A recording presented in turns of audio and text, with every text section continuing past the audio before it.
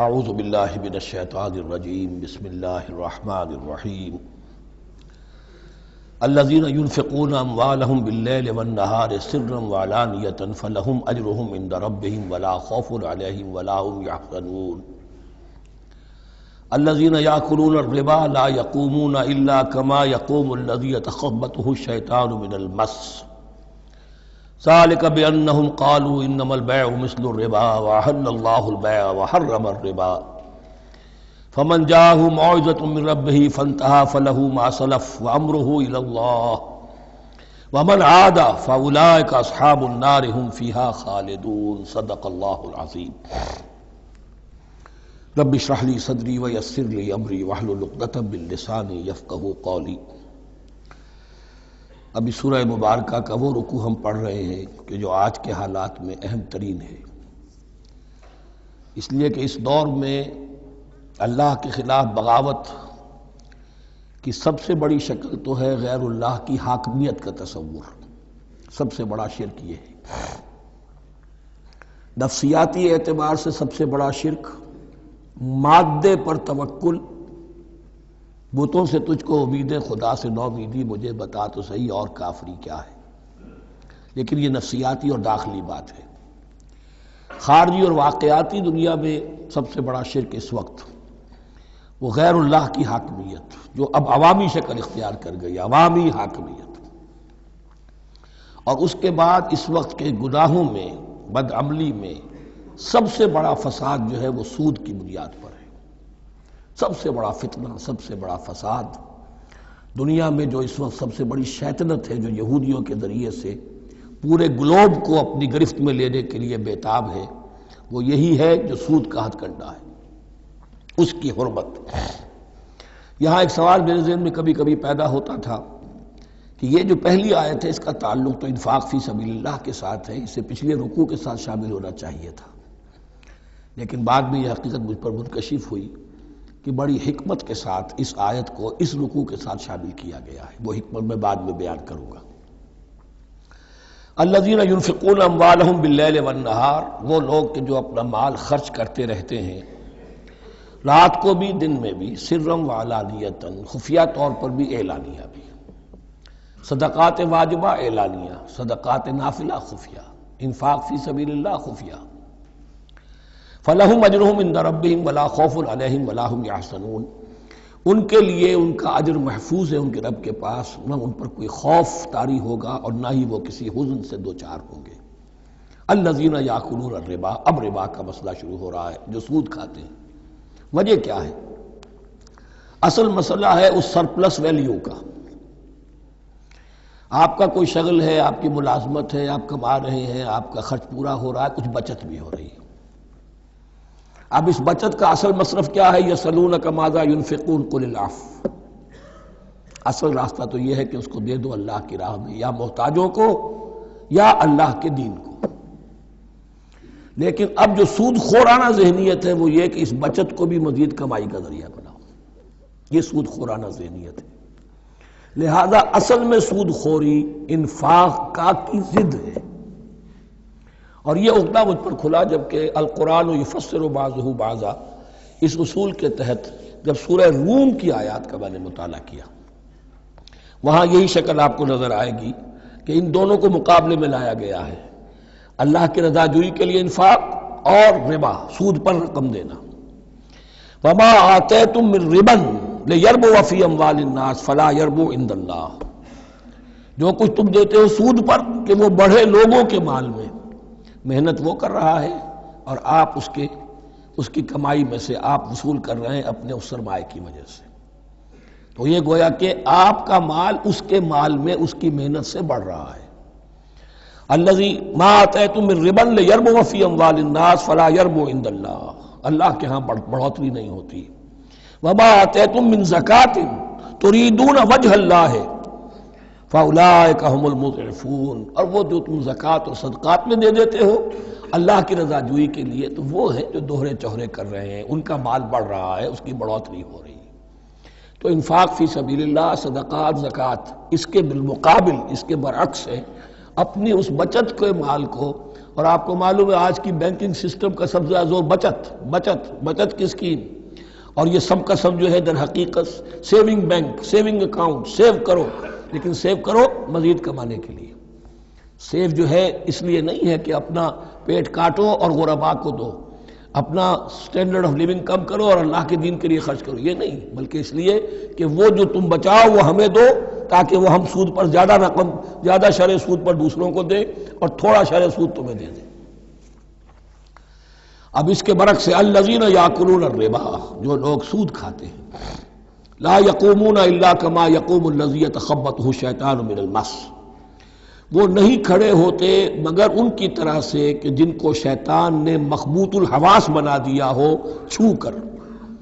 یہاں عام طور پر یہ سمجھا گیا کہ یہ قیامت کے دن کا نقشہ ہے، یہ قیامت کے دن کا نقشہ تو ہوگا ہی، اس دنیا میں بھی سود خوروں کا حال یہی ہے، اور اگر ان کا نقشہ دیکھنا ہو تو کسی سٹاک ایکسچینج کو جا کے دیکھ لیجئے، معلوم ہوگا دیوانے ہیں، پاگل ہیں، چیخ رہے ہیں، دوڑ رہے ہیں، بھاگ رہے ہیں، وہ انسان نہیں نظر آتے اس وقت جو بھی کچھ ہو رہا ہوتا سٹاک ایکسچینج کے اندر۔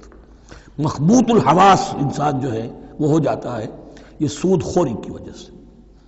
الذین یاکلون الربا لا یقومون الا کما یقوم الذی یتخبطہ الشیطان من المس ذلک بانہم قالوا انما البیع مثل الربا، اور ان کے سب سے بڑھ کر مخبوط الحواس ہونے کا مظہر یہ ہے، یہ اس لیے کہ وہ کہتے ہیں کہ بیع بھی تو ربا کی طرح ہے، بیع بھی تو سود ہے۔ میں نے 100 روپے کا مال خریدا، 110 میں بیچ دیا، 10 بچ گئے، یہ ربا ہے، ربا جائز ہے۔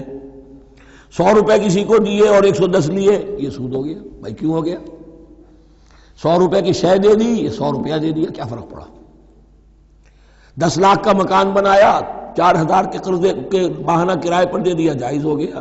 10 لاکھ کسی کو دیا اور اس سے 4000 روپیہ مہینہ دینا شروع کیا، یہ سود ہو گیا، حرام ہو گیا۔ عقلی طور پر یہ باتیں ہیں کہ جو سود کے حامیوں کی طرف سے کہی جاتی ہیں۔ انما البیع مثل الربا، بیع میں بھی جو نفع ہوتا ہے، ربح اور ربا یہ میں اس وقت بیان کر چکا ہوں سورہ بقرہ کے دوسرے رکوع کے ضمن میں۔ تو یہ جان لیجئے کہ اس ظاہری سی مناسبت کی وجہ سے ان کا مخبوط الحواس لوگ جو ہیں وہ اس دونوں کے اندر کوئی فرق محسوس نہیں کرتے۔ یہاں اللہ تعالیٰ نے ان کے قول کا عقلی جواب نہیں دیا، بلکہ جواب کیا دیا؟ احل اللہ البیع وحرم الربا، اللہ نے بیع کو حلال قرار دیا ہے اور ربا کو حرام قرار دیا ہے۔ اب تم بات یہ کرو، اللہ کو مانتے ہو یا نہیں؟ رسول کو مانتے ہو یا نہیں؟ قرآن کو مانتے ہو کہ نہیں؟ یا اپنی عقل کو مانتے ہو؟ اگر تم مسلمان ہو، اگر تم مومن ہو تو اللہ کا حکم جو وہ فرمائے، نہ صرف اللہ کا، جو رسول کا ہے، ما آتاکم الرسول فخذوہ وما نہاکم عنہ فانتہوا، جو کچھ رسول تمہیں دے لے لو، اور جس چیز سے روک دے رک جاؤ۔ یہ تو شریعت کا معاملہ ہے۔ ویسے اس میں جو فرق واقع ہوتا ہے وہ یہ ہے کہ ایک ہے فلوئڈ منی، فلوئڈ کیپٹل، ایک ہے فکسڈ کیپٹل۔ مکان 10 لاکھ کا ہے، لیکن مکان سے جو شخص رہ رہا فائدہ کیا اٹھائے گا؟ 1 مہینے رہے گا نا، بس اس کا بدل آپ نے لے لیا۔ 10 لاکھ روپے کسی کو نقد دے دیے، وہ کسی کام میں لگائے گا، 12 لاکھ بھی بن سکتے ہیں، 15 بھی لگ سکتے ہیں، 8 بھی رہ سکتے ہیں۔ اس میں آپ نے فکسڈ اگر لیا تو یہ حرام ہے۔ ان دونوں میں اگرچہ عام طور پہ کہا جائے گا یہ بھی کیپٹل ہے وہ بھی کیپٹل ہے، مکان بھی تو سرمایہ کی ایک شکل ہے، لیکن یہ فکسڈ کیپٹل ہے، اس کی شکل بدل نہیں رہی ہے۔ اس مکان میں تو ایک شخص رہ جائے گا، سکنا ہوگا، اس کی رہائش ہے، یا آپ کہیں گے اس کی ویئر اینڈ ٹیئر ہے تو اس کا آپ نے بدل لے لیا، بس ختم۔ لیکن وہ جائے گا، وہ مکان آپ کے لیے رہ جائے گا۔ لیکن یہ کہ 10 لاکھ جس کو دیا نقد، وہ کاروبار کرے گا، کچھ اور کہیں لگائے گا، اس کے اندر اضافہ بھی ہو سکتا ہے، کمی بھی ہو سکتی ہے، اس میں پھر فکسڈ پروفٹ لینا یہ ہے حرام، اور ان دونوں میں کوئی مناسبت نہیں۔ لیکن اللہ تعالیٰ نے یہ جواب نہیں دیا، جواب دیا احل اللہ البیع وحرم الربا فمن جاءہ موعظۃ من ربہ فانتہی فلہ ما سلف، تو جس شخص کے پاس اس کے رب کی طرف سے یہ نصیحت پہنچ گئی اور وہ باز آ گیا، رک گیا، فلہ ما سلف، تو جو کچھ پہلے وہ لے چکا ہے وہ اس کا ہے، وہ اس سے واپس نہیں لیا جائے گا، حساب کتاب نہیں کیا جائے گا کہ تم اتنا سود کھا چکے ہو واپس کرو۔ لیکن اس کا یہ مطلب بھی نہیں کہ اس کا کوئی گناہ ان پر نہیں ہوگا. وَأَمْرُهُ إِلَى اللَّهِ، اللہ کے حوالے رہے گا، معلق رہے گا. اللہ چاہے گا تو معاف بھی کر دے گا، اور اللہ چاہے گا تو پچھلے سود کے اوپر بھی اس کی سرزنش ہوگی. أَمْرُهُ إِلَى اللَّهِ. وَمَنْ عَادَ، لیکن اس نصیحت کے آنے کے بعد بھی جس نے دوبارہ یہ حرکت کی، فَأُولَٰئِكَ أَصْحَابُ النَّارِ هُمْ فِيهَا خَالِدُونَ، تو یہ جہنمی ہے اور اس میں ہمیشہ ہمیشہ رہے گی. يَمْحَقُ اللَّهُ الرِّبَا وَيُرْبِي الصَّدَقَاتِ، اللہ تعالیٰ ربا کو مٹاتا ہے، دباتا ہے. اور ہمارے زمانے میں شیخ محمود احمد مرحوم نے ایک کتاب لکھی ہے مین اینڈ منی، اس میں ثابت کیا ہے جہاں جو یہ سود کا معاملہ چلتا ہے، تین چیزیں ساتھ ساتھ بڑھتی چلی جاتی ہیں. جتنا سود بڑھے گا ان امپلائمنٹ بڑھے گی، انفلیشن بڑھے گی، نتیجے میں انٹرسٹ ریٹ بڑھے گا. جیسے انٹرسٹ ریٹ بڑھے گا ان امپلائمنٹ مزید ہوگی، انفلیشن زیادہ ہوگی. اٹس اے ویشس سرکل، اور اسی کے نتیجے میں تباہی ہو جاتی ہے، چھپی رہتی ہے وہ تباہی. وہ تو ایک ہی وقت میں بینک کرپٹ ہوگا، کوئی بینک، بڑے بڑے بینک جو ہیں دیوالے نکلیں گے. ابھی جو کوریا کا حشر ہو رہا ہے اور جو اس سے پہلے روس کا ہو چکا ہے، یہ سارا جو ہے یہ یوں سمجھیے شیش محل کی طرح ہے. اس میں تو ایک پتھر پڑے گا تو ٹکڑے ہو جائیں گے. وَمَنْ عَادَ فَأُولَٰئِكَ أَصْحَابُ النَّارِ هُمْ فِيهَا خَالِدُونَ. يَمْحَقُ اللَّهُ الرِّبَا وَيُرْبِي الصَّدَقَاتِ، اللہ تعالیٰ پالتا ہے، صدقات کو پالتا ہے، بڑھاتا ہے اللہ کے ہاں. وہ آیت میں سنا چکا ہوں آپ کو، سورہ روم کی 39ویں آیت ہے یہ. وَمَا آتَيْتُم مِّن رِّبًا لِّيَرْبُوَ فِي أَمْوَالِ النَّاسِ فَلَا يَرْبُو عِندَ اللَّهِ وَمَا آتَيْتُم مِّن زَكَاةٍ تُرِيدُونَ وَجْهَ اللَّهِ فَأُولَٰئِكَ هُمُ الْمُضْعِفُونَ. واللہ لا یحب کل کفار اثیم، اور اللہ کو ہرگز پسند نہیں ہے وہ سب کہ جو ناشکرے ہیں اور گناہ گار ہیں. ان الذین آمنوا وعملوا الصالحات واقاموا الصلاة وآتوا الزکاة لهم اجرهم عند ربهم ولا خوف علیہم ولا هم یحزنون. ہاں جو لوگ ایمان لائیں اور نیک عمل کریں، نیک عمل میں ظاہر بات ہے جو شے حرام ہے اس کا چھوڑ دینا بھی لازم ہے، اور نماز قائم رکھیں، زکوٰۃ ادا کریں، ان کے لیے ان کا اجر محفوظ ہے ان کے رب کے پاس. ولا خوف علیہم ولا هم یحزنون. یا ایھا الذین آمنوا اتقوا اللہ وذروا ما بقی من الربا، اے ایمان والو اللہ کا تقوی اختیار کرو اور چھوڑ دو جو رہ گیا ہے سود میں سے. آج فیصلہ کر لو کہ جو بھی کچھ تمہیں کسی کو قرض دیا تھا اب اس کا سود چھوڑو. یا ایھا الذین آمنوا اتقوا اللہ وذروا ما بقی من الربا ان کنتم مؤمنین، اگر تم مومن ہو. فَإِن لَمْ تَفْعَلُوا، اور اگر تم نے ایسا نہ کیا، باز نہ آئے، فَاعْذَنُوا، تو کان کھول کر سن لو، بِحَرْبٍ مِّنَ اللَّهِ وَرَسُولِهِ، اللہ اور اس کے رسول کی طرف سے اعلان جنگ. یہ الٹیمیٹم ہے اگر باز نہیں آتے سود سے. دیکھیے کسی اور گناہ پر یہ بات نہیں آئی، اللہ اور اس کے رسول کی طرف سے اعلان جنگ. وَإِن تُبْتُمْ فَلَكُمْ رُءُوسُ أَمْوَالِكُمْ، اگر تم توبہ کرو تو تمہارے جو اصل راس المال ہے وہ تمہیں لوٹا دیے جائیں گے. سود چھوڑ دو، راس المال واپس لے لو. لا تظلمون ولا تظلمون، نہ تم ظلم کرو سود لے کر اور نہ تم پر ظلم کیا جائے کہ تمہارا راس المال بھی دبا دیا جائے. لا تظلمون ولا تظلمون. وَإِن كَانَ ذُو عُسْرَةٍ، اور اگر تمہارا جو مقروض ہے وہ تنگی میں ہے، وہ تنگ دستی میں ہے، فَنَظِرَةٌ إِلَىٰ مَيْسَرَةٍ، تو انہیں انتظار کرو، پھر اسے مہلت دو کہ اس کی ہاں کشادگی پیدا ہو جائے، آسانی سے وہ آپ کی رقم، آپ کا قرض واپس کر سکے. لیکن اس سے بھی آگے وَأَن تَصَدَّقُوا خَيْرٌ لَكُمْ، تم صدقہ ہی کر دو. تمہارا بھائی غریب تھا، اس کو تم نے قرض دیا تھا، کوئی سود لے کر کھا بھی چکے ہو، اب جو ہے سود، اب تم باقی سود کو تو چھوڑا ہی ہے، اگر وہ راس المال بھی بخش دو اس کو، یہ انفاق ہو جائے گا، یہ قرض حسنہ اللہ کو ہو جائے گا، یہ تمہارا جو ہے ذخیرہ آخرت بن جائے گا. تو یوں سمجھیے کہ جو بھی جو ہے جس کو سرپلس ویلیو میں نے کہا تھا اسلامی معیشت کے اندر، جو بچت ہے آپ کی، اس بچت کا سب سے اونچا مصرف کیا ہے؟ صدقہ دے دو، انفاق کر دو. اس سے کم تر کیا ہے؟ قرض حسنہ، قرض دے دو کسی کو تاکہ وہ اپنی ضرورت چلا لے، اس کا کاروبار رکا ہوا تھا وہ چل پڑے گا اور تمہیں پھر وہ اپنی اصل رقم واپس کر دے گا. یہ قرض حسنہ اس سے کم تر درجہ ہے. تیسرا درجہ ایک اور بھی ہے جو جائز تو ہے مکروہ، پسندیدہ نہیں ہے. تم زیادہ ہی خسیس ہو، چلو مزاربت پر دے دو، اور مزاربت یہ ہے کہ رقم تمہاری کام وہ کرے گا. اگر بچت ہو جائے تو تم بھی لے لینا، اگر نقصان ہو جائے تو کوئی تاوان نہیں لے سکتے اس سے. یہ ہے مضاربت. اس کے بعد اگر تم کہو کہ میں دے رہا ہوں، مجھے اتنے پرسنٹ تو بہرحال تم نے دینا ہی دینا ہے، اس سے بڑھ کر حرام شے کوئی نہیں.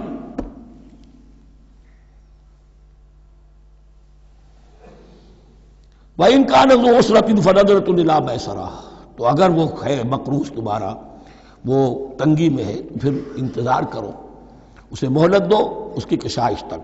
وَأَن تَصَدَّقُوا خَيْرٌ لَكُمْ، اور اگر تم صدقہ ہی کر دو، خیرات کر دو، دے دو، بخش دو، وہ تمہارے لیے بہتر ہوگا. ان کنتم تعلمون، اگر تم جانتے ہو، اگر وہ حکمت تمہارے اندر آ گئی ہے، اگر تم اولو الالباب ہو، اگر تم سمجھدار ہو، تو جو کچھ تمہیں بچت اس سے ہوگی، جو اللہ کے ہاں اجر و ثواب ملے گا، وہ تمہیں یہ رقم واپس لے کر جو ہے اس سے کیا مل جائے گا. وَاتَّقُوا يَوْمًا تُرْجَعُونَ فِيهِ إِلَى اللَّهِ، یہ آیت آخری آیت ہے قرآن کی نزول کے اعتبار سے. آیت ڈرو اس دن سے. تو دیکھیے وہی آیت یاد کیجئے، وَاتَّقُوا يَوْمًا لَا تَجْزِي نَفْسٌ عَن نَفْسٍ شَيْئًا وَلَا يُقْبَلُ مِنْهَا شَفَاعَةٌ وَلَا يُؤْخَذُ مِنْهَا عَدْلٌ وَلَا هُمْ يُنصَرُونَ. وَاتَّقُوا يَوْمًا لَا تَجْزِي نَفْسٌ عَن نَفْسٍ شَيْئًا وَلَا يُقْبَلُ مِنْهَا عَدْلٌ وَلَا تَنفَعُهَا شَفَاعَةٌ وَلَا هُمْ يُنصَرُونَ. وَاتَّقُوا يَوْمًا تُرْجَعُونَ فِيهِ إِلَى اللَّهِ، ڈرو اس دن سے جس دن کے لوٹا دیے جاؤ گے تم اللہ کی طرف. ثم توفى كل نفس ما كسبت، پھر ہر جان کو پورا پورا دے دیا جائے گا جو کمائی اس نے کی ہوگی. وهم لا يظلمون، اور ان پر کوئی ظلم نہیں ہوگا.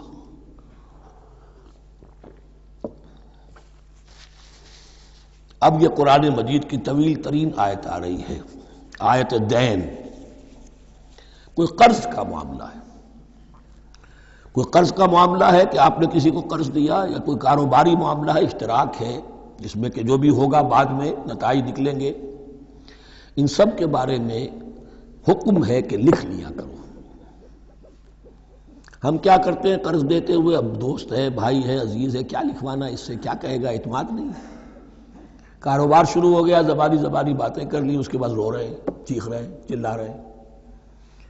جو حدیث میں آتا ہے کہ اللہ تعالیٰ 3 قسم کے لوگوں کی فریاد سنتا ہی نہیں. ایک وہ جو قرض دیتے ہوئے یا کوئی معاملہ کرتے ہوئے لکھواتا تو ہے نہیں اور بعد میں روتا ہے. ایک وہ کہ جو اپنی بیوی کے ہاتھوں تنگ بھی ہے اور شکوہ بھی کرتا ہے، شکایت بھی کرتا ہے، فریاد بھی کرتا ہے، طلاق نہیں دیتا. اللہ نے راستہ کھولا ہوا ہے تمہارے لیے، تو اللہ ویسے لوگوں کی فریاد نہیں سنتا. تیسرا مجھے یاد نہیں. یا ایھا الذین آمنوا اذا تداینتم بدین الی اجل مسمى فاکتبوہ، اے اہل ایمان جب بھی تم کوئی معاملہ کرو قرض کا ایک وقت معین تک کے لیے، تو وقت معین ہونا چاہیے. یہ قرض دے رہے ہیں، کب واپس ہوگا. فاکتبوہ، تو اس کو لکھ لیا کرو. یہ فعل امر ہے، الامر للوجوب، واجب ہے یہ.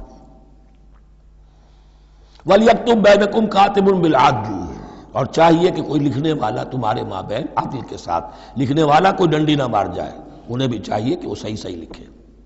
ولا یاب کاتب ان یکتب کما علمہ اللہ فلیکتب، اور کسی بھی شخص کو جسے اللہ نے سکھایا ہوا ہے کتابت لکھنے کا کام، تو اس کو انکار نہیں کرنا چاہیے لکھنے سے. اللہ نے اسے یہ علم دیا ہے، اسے چاہیے کہ لکھ دے. اس لیے کہ اس معاشرے میں پڑھے لکھے لوگ تو بہت کم ہوتے تھے. اب بھی یہ ہوتا ہے، عرائض نویس وغیرہ ہوتے ہیں، وثیقہ نویس ہوتے ہیں، پیسے دے کے ان کو جو لکھواتے ہیں. لیکن اگر کوئی وثیقہ نویس جو ہے بے ایمانی کرے اور لکھنے میں کوئی کمی کر جائے، تو جو جس کے اوپر ذمہ داری ہے اسے نقصان پہنچ جائے گا. وَلْيَكْتُبْ بَيْنَكُمْ كَاتِبٌ بِالْعَدْلِ، اور چاہیے کہ لکھنے والا تمہارے مابین انصاف کے ساتھ لکھے. وَلَا يَأْبَ كَاتِبٌ أَن يَكْتُبَ كَمَا عَلَّمَهُ اللَّهُ فَلْيَكْتُبْ، اور نہ انکار کرے کوئی لکھنے والا اس سے کہ وہ لکھے جیسے اللہ نے اسے سکھایا ہے، تو لکھنا چاہیے. وَلْيُمْلِلِ الَّذِي عَلَيْهِ الْحَقُّ، لکھتے وقت املا وہ کرائے جس کے ذمے رقم آ رہی ہے، جس پر حق آ رہا ہے. علیہ الحق، وہ لکھوائے. جس کا مال ہے وہ نہ لکھوائے، جس پر ذمہ داری آ رہی ہے وہ لکھوائے، کہ میں کیا ذمہ داری لے رہا ہوں. وَلْيَتَّقِ اللَّهَ رَبَّهُ، اور اللہ سے ڈرتا رہے اپنے رب سے. وَلَا يَبْخَسْ مِنْهُ شَيْئًا، اور لکھوانے میں اس میں سے کوئی شے کم نہ کر دے. فَإِنْ كَانَ الَّذِي عَلَيْهِ الْحَقُّ سَفِيًّا، اب اگر وہ جو مقروض ہے، جو قرض دے رہا ہے، جس کے ذمے کوئی ذمہ داری آ رہی ہے، وہ ناسمجھ ہے یا بوڑھا ہے، ضعیف ہے، اور لا یستطیع ان یمل، یا اس کے اندر یہ اتنی صلاحیت نہیں ہے کہ املا کرا سکے. یہاں املا کے معنی میں ہے. ہوا فلیملل ولیہ بالعدل، تو اگر وہ نہیں املا کرا سکتا تو اس کا کوئی ولی ہو، اس کا کوئی وکیل ہو، اس کا کوئی اٹارنی ہو، وہ اس کی طرف سے اس کو لکھوائے۔ واستشہدوا شہیدین من رجالکم، یہ ایک ہی آیت چل رہی ہے ابھی، پورے رکوع کے اوپر ایک آیت پھیلی ہوئی ہے، سوائے آخر میں تھوڑا سا حصہ دوسری آیت آئے گی۔ واستشہدوا شہیدین من رجالکم، اور گواہ بنا لیا کرو دو اپنے مردوں میں سے، فإن لم یکونا رجلین، اور اگر دو مرد دستیاب نہ ہو، فرجل وامرأتان، تو ایک مرد اور دو عورتیں، ممن ترضون من الشہداء، اور وہ بھی دونوں کے نزدیک مقبول ہوں شہداء، کہ ہاں دونوں کو اعتماد ہے ان پر۔ اب یہ جو سوال آ گیا کہ ایک مرد کی جگہ دو عورتیں، دو مرد یا پھر ایک مرد کا ہونا تو لازم ہو گیا، محض عورت کی گواہی نہیں چلے گی، لیکن اس کا آیا مسئلہ ہر قسم کے معاملے کا ہے یا قرض اور مالی معاملات میں وثیقہ نویسی کا، یہ ایک علیحدہ مسئلہ ہے، یہ تو باتیں پھر فقہا کے ہاں تفصیل سے ملتی ہیں، لیکن یہ مسئلہ موجود ہے کہ دو مرد، اور اگر دو مرد دستیاب نہ ہوں تو ایک مرد اور دو عورتیں، تو سوال تو پیدا ہو گیا کہ کیا عورت کی گواہی عادی ہے؟ ان تضل احداہما فتذکر احداہما الاخری، مبادا ان میں سے کوئی ایک بھول جائے تو یاد کرا دے دوسری۔ عقلی سوال پیدا ہو گیا، کیا مرد نہیں بھول سکتا؟ کیا جواب ہے اس کا؟ جواب یہ ہے کہ واقعتاً اللہ تعالیٰ نے عورت کے اندر نسیان کا مادہ زیادہ رکھا ہے۔ الا یعلم من خلق وہو اللطیف الخبیر، کیا وہی نہ جانے گا جس نے پیدا کیا ہے؟ اس نے پیدا کیا ہے، وہ جانتا ہے۔ نسیان کا مادہ کیوں زیادہ رکھا یہ بھی سمجھ لیجئے، عقلی بات ہے، منطقی بات ہے۔ She has to play the role of number 2، اسے مرد کے تابع رہنا ہے، جو نمبر 2 ہوتا ہے اس کے اوپر، اس کے کبھی احساسات کے اوپر، کبھی جذبات کے اوپر کوئی نہ کوئی کوفت، کوئی قدورت آتی ہے، اور اس میں اللہ تعالیٰ نے ان کا سیفٹی والو رکھا ہوا، بھول جانا، اگر بھولنا نہ ہو، یاد ماضی عذاب ہے یا رب چھین لے مجھ سے حافظہ میرا، یہ نسیان جو ہے یہ بھی ایک بہت بڑی نعمت ہے، ورنہ تو کوئی صدمہ دل سے اتری نا، کوئی غصہ کبھی ختم ہوئی نا، تو بھولنے کا معاملہ یہ سیفٹی ویلو اللہ نے عورت میں زیادہ رکھا ہے، اس لیے کہ اسے مرد کے تابع ہو کر رہنا ہے، اور جب تابع ہو کر رہنا ہے تو اسے زیادہ اس کے احساسات پہ، جذبات پر زیادہ مواقع آئیں گے کہ اس کو کچھ زک پہنچے، اس کے لیے یہ سیفٹی ویلو کے نسیان ہے، یہ زیادہ رکھ دیا گیا ہے۔ ان تضل احداہما فتذکر احداہما الاخری، اب یہ کہ اگر یہ بات سمجھ میں نہ آتی تب بھی اللہ کا حکم ہے ماننا ہے، اگر فکس کیپٹل اور فلوئڈ کیپٹل کا فرق سمجھ میں نہیں آتا تب بھی بیع حلال ہے، ربا حرام ہے، اللہ خیر صلی اللہ احل اللہ البیع وحرم الربا، لیکن اگر حکمت سمجھ میں آ جائے تو نور علی نور۔ ولا یابی الشہداء اذا ما دعوا، اور نہ انکار کریں گواہ جب کہ ان کو بلایا جائے، اب گواہی کے لیے بلایا جائے تو گواہ نہیں آ رہے، نخرہ کر رہے، نہیں، ان کو آنا چاہیے۔ ومن اسلم ممن کتم شہادتہ عنده، شہادت من اللہ ہے، جو اللہ کی کوئی گواہی جو ہے اگر چھپائی ہے تو بہت بڑا ظلم ہے۔ ولا تسأموا، اور اس سے تھکو مت، کسل مت کرو، سستی مت کرو، ان تکتبوہ، کہ تم لکھو اسے، صغیرا او کبیرا، چاہے چھوٹا معاملہ ہو چاہے بڑا ہو، الی اجلہ، وقت معین کے لیے، اتنا قرض دے رہا ہوں، اتنے وقت میں آپ نے مجھے لوٹانا ہے، اس کے بعد آپ بڑھا سکتے ہیں، آپ دیکھ سکتے ہیں، اسے مزید مہلت دے سکتے ہیں، ایسے ہی حالات ہیں تو آپ معاف بھی کر سکتے ہیں، لیکن یہ کہ جب لکھنا ہے، حکم دیا جا رہا ہے تو اس میں اجل معین ہو، الی اجلہ، اور اس میں چھوٹے بڑے کی تفریق نہ کرو، چاہے چھوٹا مسئلہ بڑا لکھ لو، ذالکم اقسط عند اللہ، یہ اللہ کے نزدیک بھی زیادہ مبنی بر انصاف ہے، واقوم للشہادہ، اور گواہی کے لیے زیادہ قوی ہوگا اور زیادہ درست ہوگا، لکھی ہوئی شے ہوگی تو اب معاملہ جو ہے بہت واضح رہے گا، ورنہ زبانی یادداشت کے اندر کہیں کہیں جو ہے تعبیر ہی میں فرق ہو جاتا۔ وعدنا اللہ ترتابو، اور یہ اس کے بہت قریب ہے کہ تم بھولو گے نہیں، الا ان تکون تجارۃ حاضرۃ تدیرونها، الا یہ کہ کوئی لین دین ہو، تجارت ہو جو حاضر ہوتی ہے دست بدست، آپ نے سودا دیا، اس نے پیسے دے دیے، اب کیش میں وہ دے دیجئے یا آپ دینا چاہیں تو، ورنہ یہ شریعت میں لازم نہیں ہے۔ اگر ایسا دست بدست کا معاملہ ہے تو پھر یہ ہے کہ وہ تو ہو گیا ایکسچینج، وہ مال جو ہے دکاندار نے مال دیا، آپ نے پیسے دے دیے، اس کے لکھنے کی ضرورت نہیں ہے۔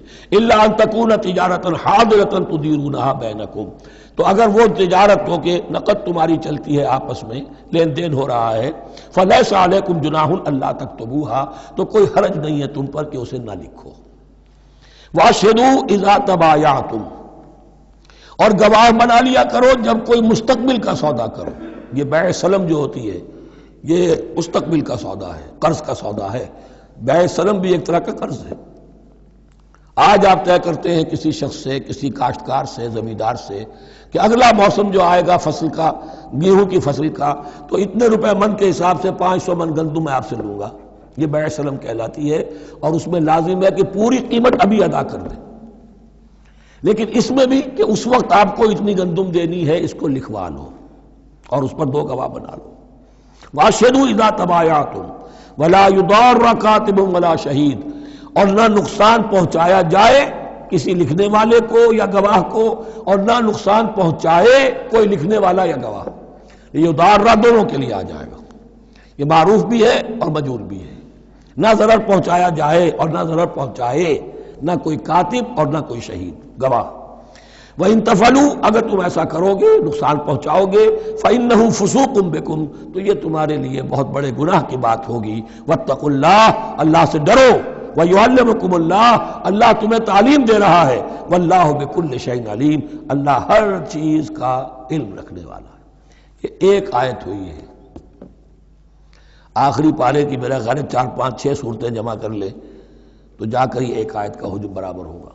جو میں نے کہا تھا کہ آیات کی تعیین توقیفی ہے، یہ ہمارے حساب کتاب سے، گرامر سے، منطق سے، علم بیان سے کسی سے کوئی تعلق نہیں اس کا۔ وَإِن كُنتُمْ عَلَىٰ سَفَرٍ، اور اگر تم سفر پر ہو، وَلَمْ تَجِدُوا كَاتِبًا، اب وہاں کوئی لین دین کا معاملہ ہو گیا، قرض کا ہو گیا، کاتب کوئی ہے نہیں، فَرِحَانٌ مَقْبُوضَةٌ، تو کوئی گروی شے رکھ لو قبضے میں،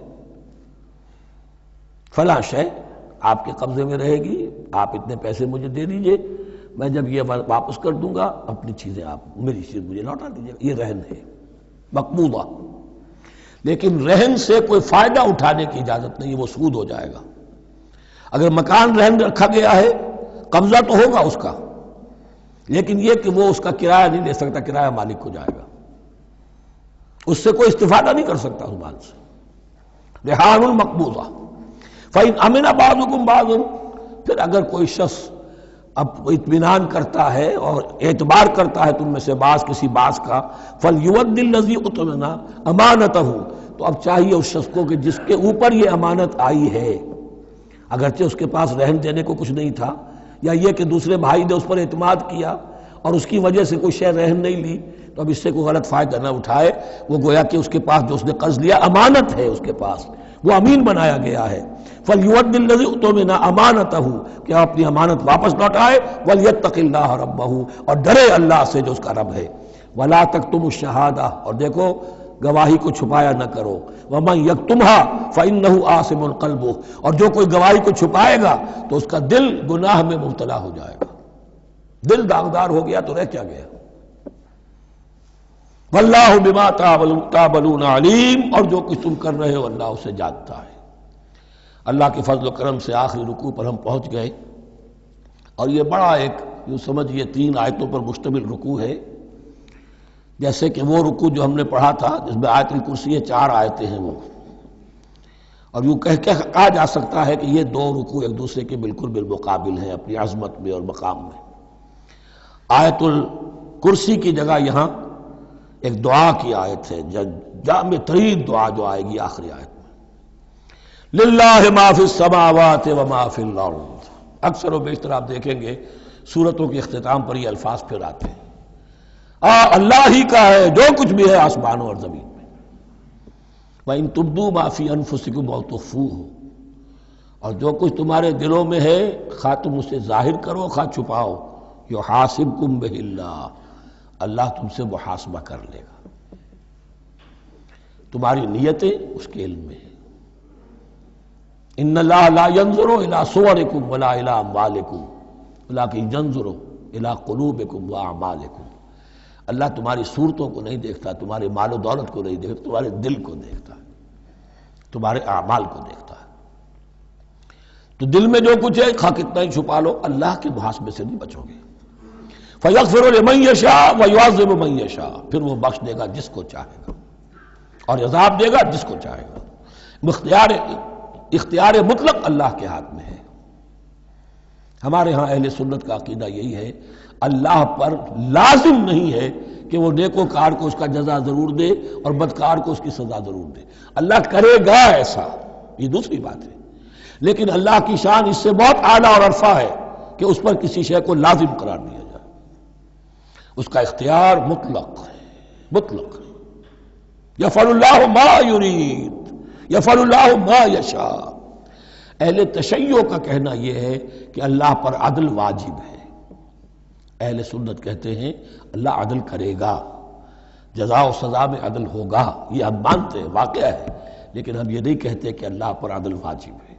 اللہ پر کوئی شے واجب نہیں، بلکہ اللہ نے تو کتب علی نفسہ الرحمہ، اپنے اوپر واجب کیا ہے رحمت کو۔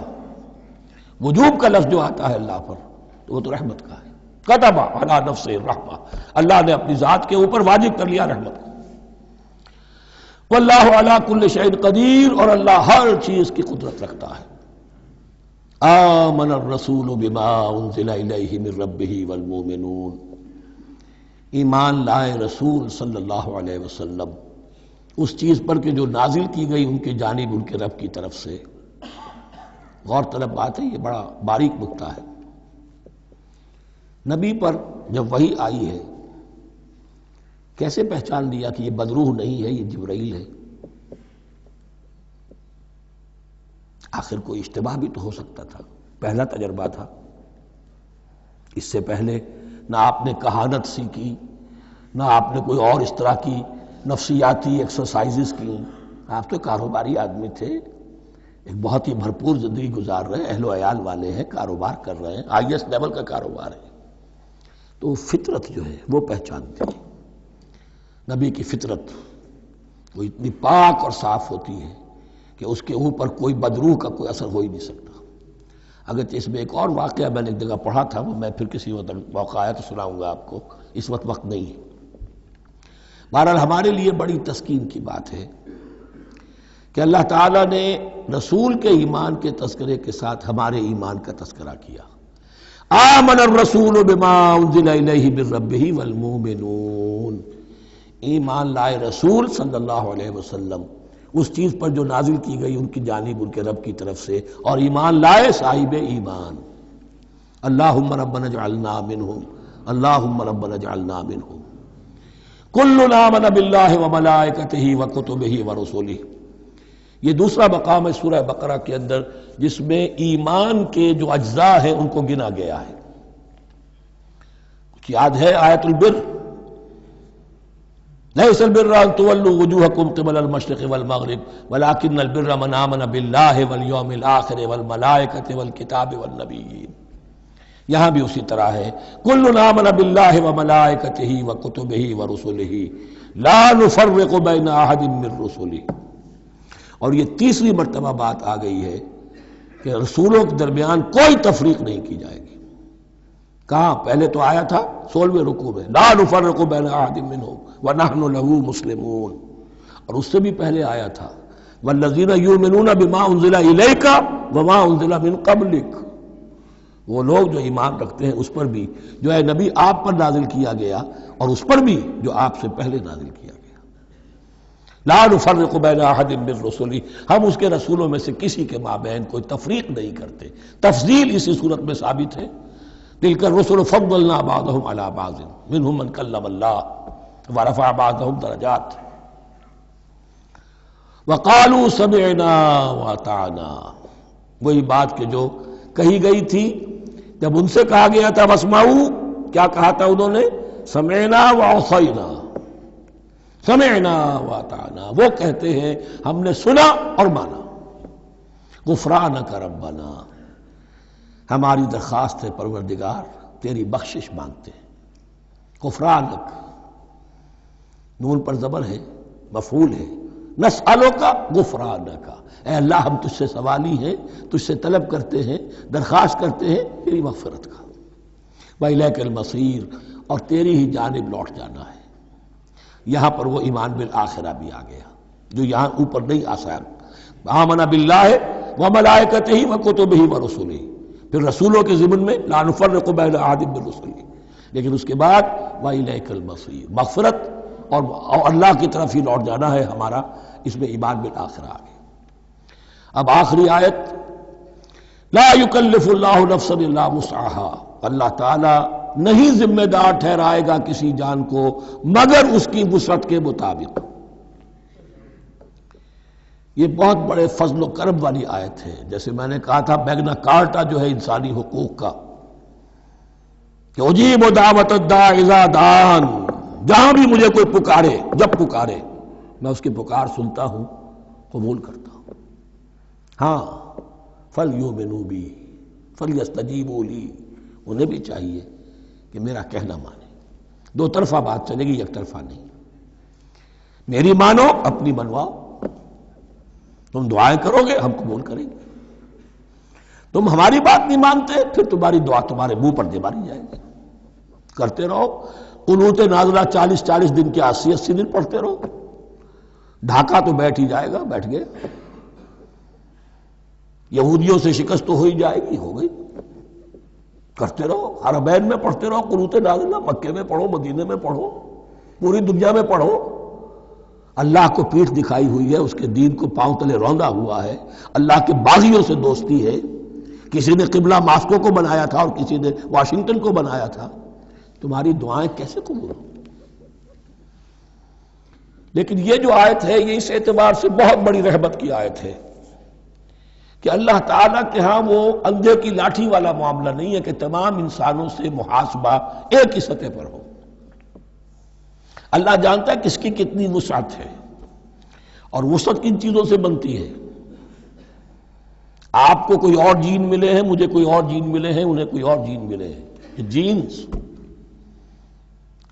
ان جینز کی اپنی اپنی خصوصیات ہیں، خصائص ہیں، پراپرٹیز ہیں، لیمیٹیشنز ہیں۔ آپ کو کوئی اور ماحول ملا، اسے کوئی اور ماحول ملا، اسے کوئی اور ماحول ملا، تو hereditary factors multiplied by environmental factors, ان دونوں سے ایک شخصیت کا ہیولہ بنتا ہے انسان کا، جس کو پیٹرن کہتے ہیں ہمارے مستری لوگ۔ جب لوہے کا کوئی شے جو ہے ڈھالنی ہے تو اس کے لیے پہلے مٹی کا یا لکڑی کا ایک پیٹرن بناتے ہیں، انگریزی میں پیٹرن ہے، وہ پیٹرن کہتے ہیں ہمارے مستری لوگ۔ اب آپ لوہا جو ہے اس کو جب اسے کر لیں گے، مائع بنا لیں گے، گلا لیں گے، پھر اس میں ڈالیں گے، وہی شکل ہو جائے گی۔ یہ شاکلہ ہے ہر انسان کا جو بن جاتا ہے۔ قُلْ كُلٌّ يَعْمَلُ عَلَى شَاكِلَتِهِ فَرَبُّكُمْ أَعْلَمُ بِمَنْ هُوَ أَهْدَىٰ سَبِيلًا۔ اس شاکلہ کے اندر اندر آپ کو محنت کرنی ہے۔ اللہ جانتا ہے کس کا شاکلہ وسیع تھا، کس کا شاکلہ تنگ تھا، کس کے جینز اعلیٰ تھے، کس کے جینز ادنا تھے، کس کے ہاں ذہانت زیادہ تھی، کس کے ہاں جسمانی قوت زیادہ تھی۔ جو بھی کچھ اس نے دیا ہے، جس کو وہاں ہم نے رکھا اس کو وہاں رکھا، اس نے وہاں تعلیم پائی، اس نے یہاں تعلیم پائی، جو بھی انوائرمنٹل فیکٹرز آئے ہیں، جو بھی جینیٹک فیکٹرز آئے ہیں، سب اللہ کے علم میں ہے۔ ان سب کو ملحوظ رکھ کے اللہ حساب لے گا۔ جو شاکلہ ہم نے تمہیں دیا تھا اس میں تم نے کیا کیا؟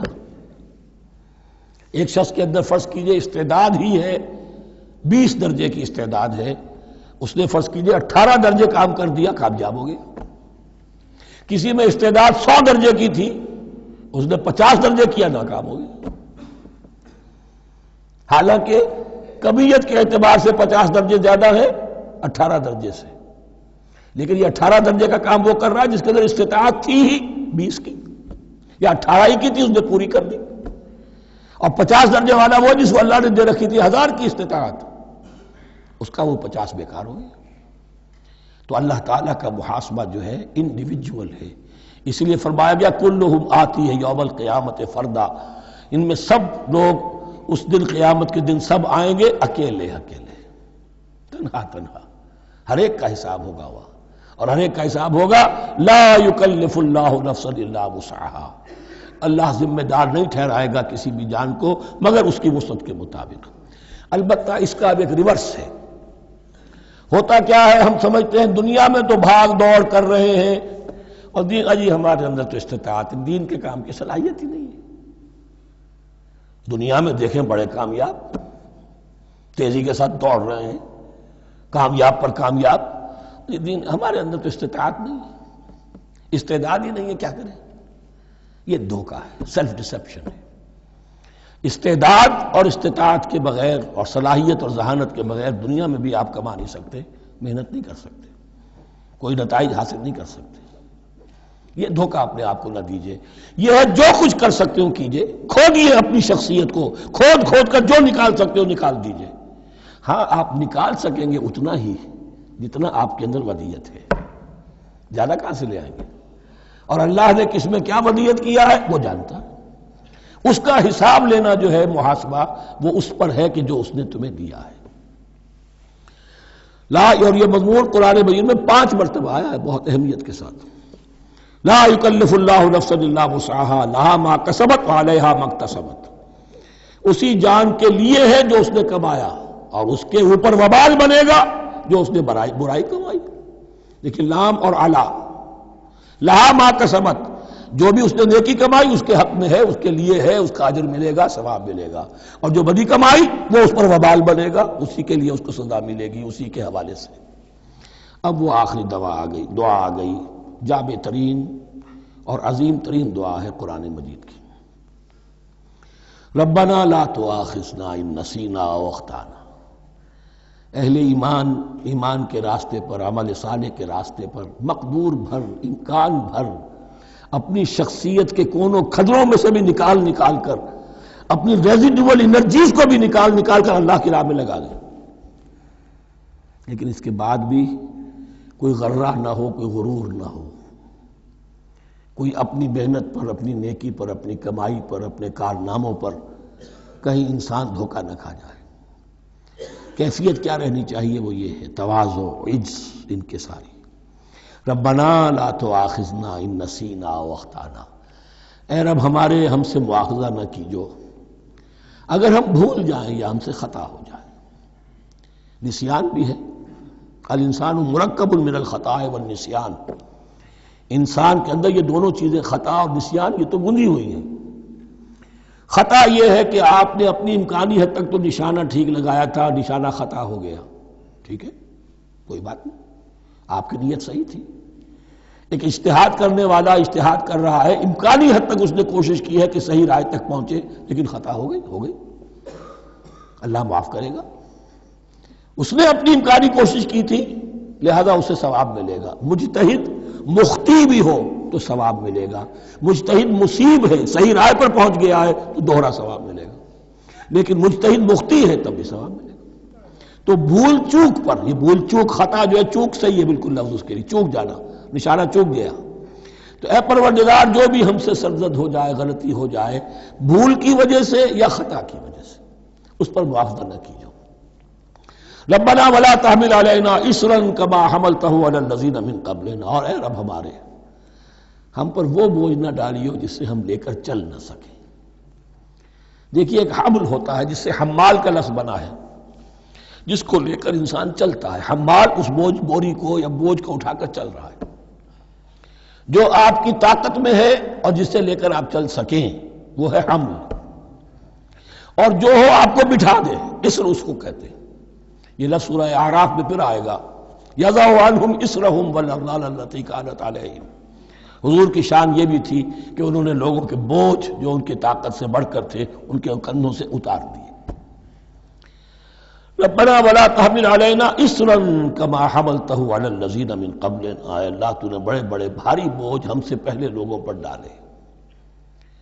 شریعت بھی پہلے بھاری تھی، بہت سے معاملات ہم نے دیکھ لیے، روزہ ہمارے لیے کتنا آسان کر دیا گیا، رات کو نکال دیا روزے سے، کہہ دیا خاص طور پہ کھاؤ پیو ضرور، سحری ضرور کرو، تسحروا فإن فی السحور برکہ، کتنی آسانی ہے۔ رات میں تعلق زن و شو کی اجازت ہے، وہاں ان کے روزے میں چپ بھی تھا، چپ بھی رہو، نہ کھاؤ نہ پیو، نہ تعلق زن و شو، نہ گفتگو، تو آسانی کی ہے۔ ان کے ہاں یوم سبت کا حکم تھا اتنا سخت، کوئی کام نہیں کرو گے. ہمارے ہاں وہ تھوڑے سے وقت کے لیے اذا نودی للصلاۃ من یوم الجمعۃ فاسعوا الی ذکر اللہ وذروا البیع، اذان سے لے کر اور نماز کے ادا ہو جانے تک ہر کاروبار دنیاوی حرام ہے، لیکن اس سے پہلے اس کے بعد آپ کر سکتے ہیں. تو آسانی ہے. ربنا ولا تحمل علینا اصرا کما حملته علی الذین من قبلنا ربنا ولا تحملنا ما لا طاقت لنا به، اور اے رب ہمارے ہم پر وہ بوجھ نہ ہم پر عائد کیجو، ہم پر ڈالیو جس کی کہ ہمارے اندر طاقت نہ ہو. واعف عنا، ہم سے درگزر فرماتا رہے، ہمیں معاف کرتا رہے. واغفر لنا، اور ہمیں بخشتا رہے. مغفرت کا لفظ جو ہے اس کو سمجھ لیجئے ڈھانپنا. مغفر کہتے ہیں خود کو، جو ہیلمٹ پہنا ہوتا ہے تاکہ گولی جو ہے وہ سر پہ لگے تو یہ آپ کو بچا لے. مغفر خود پہنتے تھے تلوار کے وار سے سر کو بچانے کے لیے، سر کو ڈھانپا ہوا مغفر سے. تو گناہ کو اللہ تعالیٰ اپنی رحمت سے ڈھانپ دے. مغفر لنا، ہماری خطاؤں کی پردہ پوشی فرما دے. ورحمنا، اور ہم پر رحم فرما. انت مولانا، تو ہمارا مولا ہے، والی ہے، ہمارا پشت پناہ ہے، مددگار ہے. اللہ ولی الذین آمنوا یخرجہم من الظلمات الی النور فانصرنا علی القوم الکافرین، بس ہماری مدد فرما کافروں کے مقابلے میں. انہی الفاظ پر وہ دعا ختم ہوئی تھی جو طالوت کے ساتھیوں نے کی تھی علیہ الصلوۃ والسلام. اصل میں یہ دعا اب تلقین کی جا رہی ہے. مرحلہ سخت آ رہا ہے، مرحلہ سخت ہے اور جان عزیز، تاب لاتے ہی بنے گی آپ غالب. اب وہ مرحلہ آ رہا ہے، اس کے لیے تیار ہو جاؤ. یہ سارا حصہ جو ہے در حقیقت یہ تمہید ہے غزوہ بدر کی. بارک اللہ لی ولکم فی القرآن العظیم ونفعنی وإیاکم بالآیات والذکر الحکیم.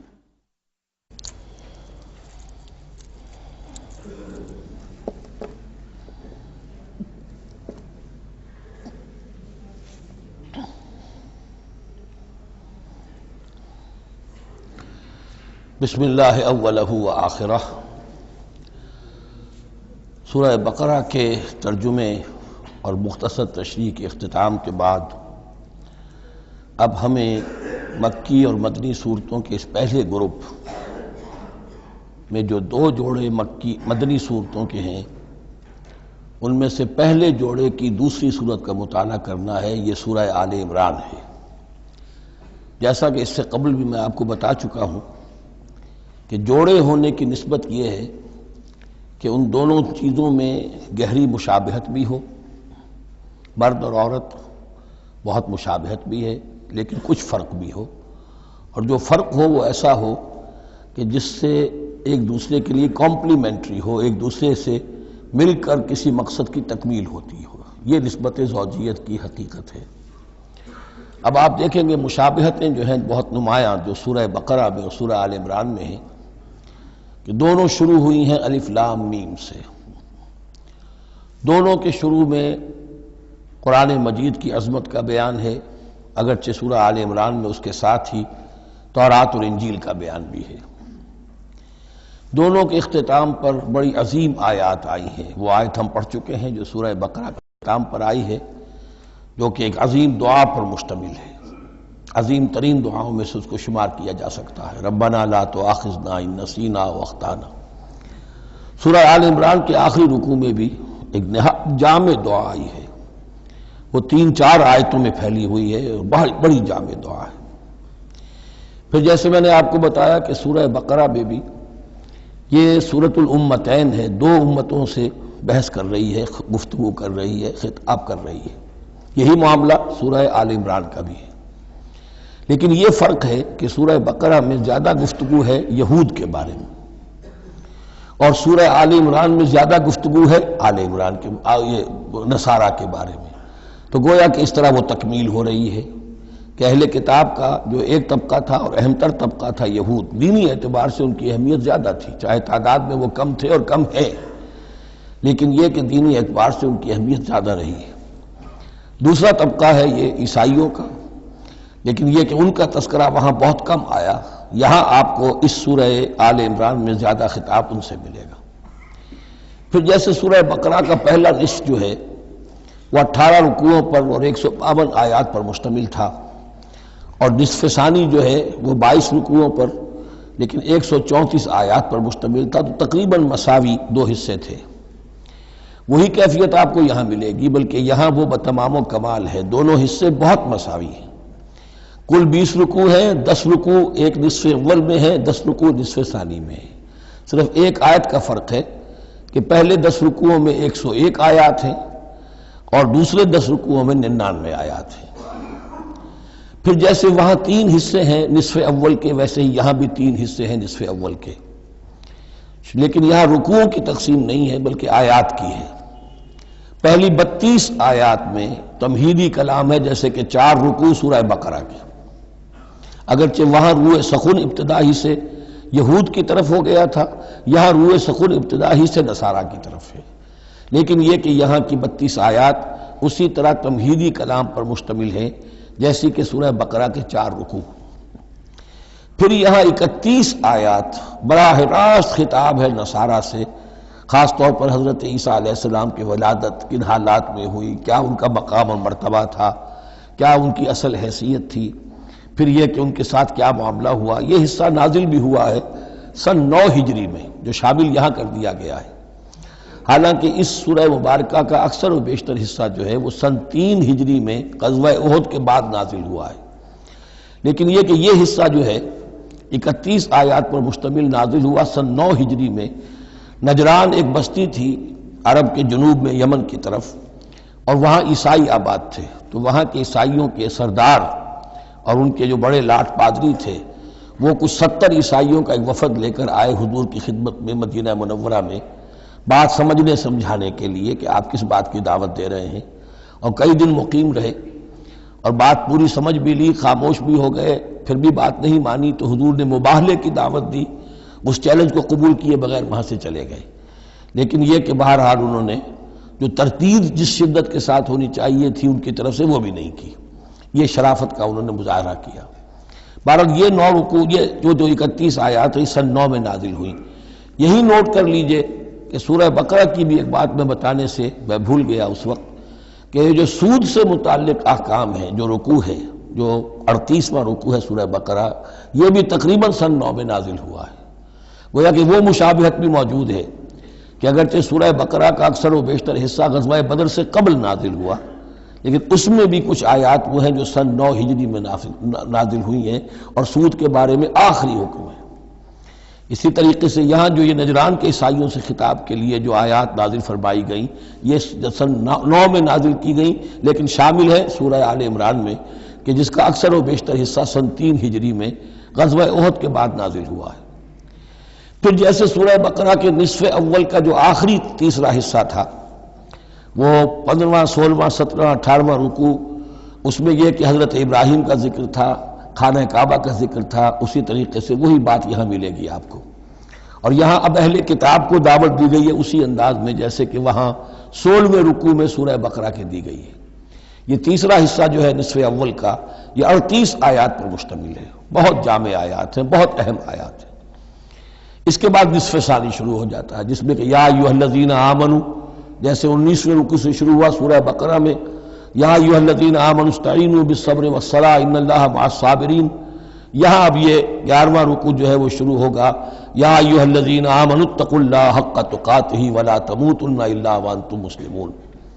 یہ جو نصف ثانی کے 10 رکوع ہیں، ان کی تقسیم یہاں پر عمودی ہے، افقی نہیں ہے۔ پھر تقسیم کر سکتے ہیں، پہلے 2 رکوعوں میں زیادہ خطاب مسلمانوں سے ہے، اور پھر اگرچہ روح سخن جو ہے پھر اہل کتاب کی طرف بھی ہے۔ پھر 6 رکوع مسلسل ہیں غزوہ احد کے حالات پر مشتمل، جو مسائل سامنے آئے ان پر تبصرہ، جو مسلمانوں سے غلطیاں ہوئیں ان پر گرفت، آئندہ کے لیے ہدایات۔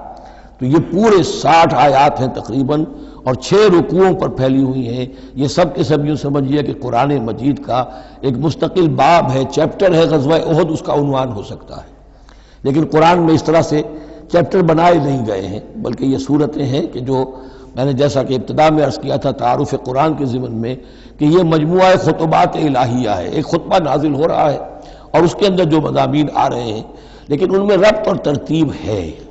اس ربط اور ترتیب پر توجہ اب تک کم ہوئی ہے، لیکن اب اس دور میں قرآن حکیم کے علم و معرفت کا یہ پہلو بھی اب زیادہ نمایاں ہوا ہے کہ اس میں بڑا نظم ہے، نظام القرآن، اس کے اندر تنظیم ہے، اس میں آیات کا آپس میں ربط ہے، سورتوں کا سورتوں سے ربط ہے، اور ایسے ہی یہ جو ہے الٹب کلام نہیں۔